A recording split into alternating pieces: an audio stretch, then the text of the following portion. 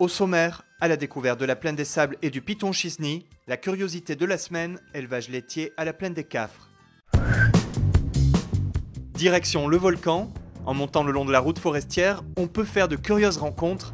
Le Dash 8 y faisait parfois des manœuvres d'essai impressionnantes.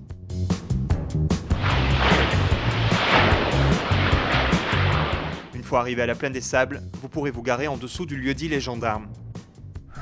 Pour cette randonnée de 4 km, prévoir de quoi vous protéger du soleil et du froid, de bonnes chaussures car on progresse hors sentier, et de l'eau.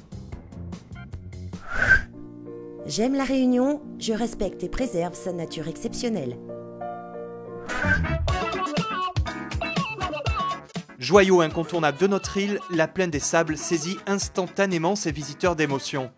Lieu de passage obligé pour se rendre jusqu'au pas de Bellecombe, nombreux s'y arrêtent, mais rares sont ceux qui prennent le temps de l'explorer vraiment. Il y a pourtant beaucoup de choses à voir, à commencer par les gendarmes, juste au bord de la route. Ces blocs aux formes spectaculaires sont en fait d'anciens bouts du cratère du Piton Chisny, juste au-dessus, qui se sont écroulés. C'est pourquoi on les retrouve dans différentes positions, à l'horizontale, à la verticale ou en travers. À l'ombre des gendarmes, on peut y observer de petites plantes endémiques comme ces graminées, ces bois de rempart qui végètent sous forme arbustive, et surtout ces myosotis de Bourbon. Malgré la rudesse du milieu qui ne les épargne ni du froid ni du vent, ces plantes ont réussi à s'adapter à ce désert minéral.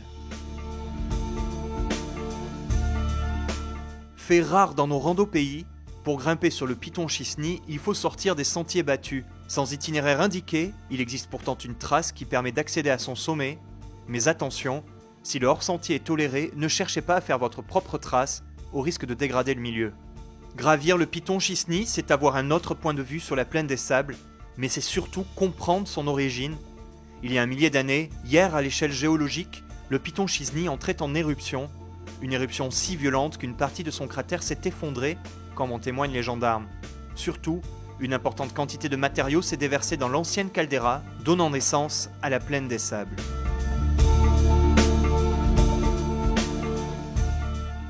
Quant aux différentes nuances de couleurs, si facilement observables depuis le sommet du Chisny, elles proviennent des fumerolles, c'est-à-dire de poches de gaz très acides qui ont marqué la roche volcanique en profondeur.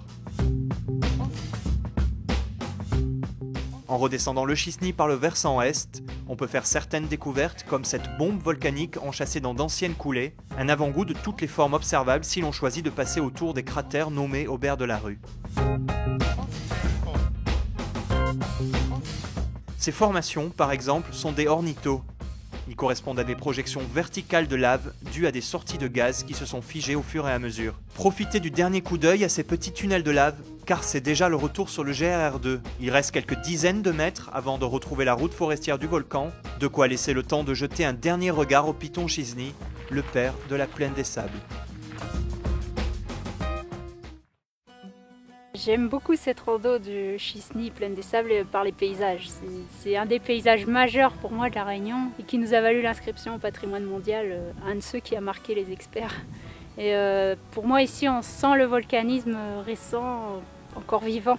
Il y a toutes les formes, les couleurs, les reliefs volcaniques qui sont magnifiques. On n'est pas du tout sur un sentier balisé, donc on peut se promener à La Réunion hors sentier balisé, mais en évitant de faire des dégâts sur l'environnement. Ce que je n'aime pas, en fait, c'est de voir des inscriptions, des Mamour je t'aime, Lulu et Pépette pour la vie en pierre.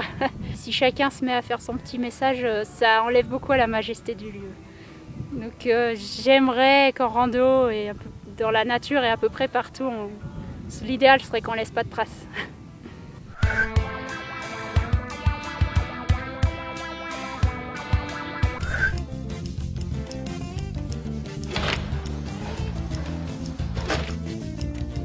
Les vaches de la plaine des Cafres produisent toutes du bon lait qui finira dans nos yaourts ou nos fromages pays. L'élevage laitier de Monsieur Grondin est notre curiosité de la semaine. Nous sommes à la plaine des Cafres, au Boiscourt, route du Piton-Pleu, sur mon exploitation laitière. On produit du lait avec 60 vaches laitières. C'est 2 traites par jour, une le matin et une le soir vers 4h30.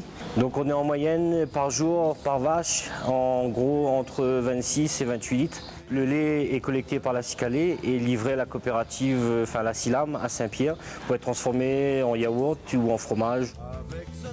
Donc, la vache laitière, il faut qu'elle soit fine, elle ne soit pas grasse, parce qu'une vache grasse ne produit pas de lait. Et il faut les nourrir, on va dire toute la journée. Il faut qu'elles ont de l'herbe, du concentré, de la paille de canne, tous les jours, à des quantités définies.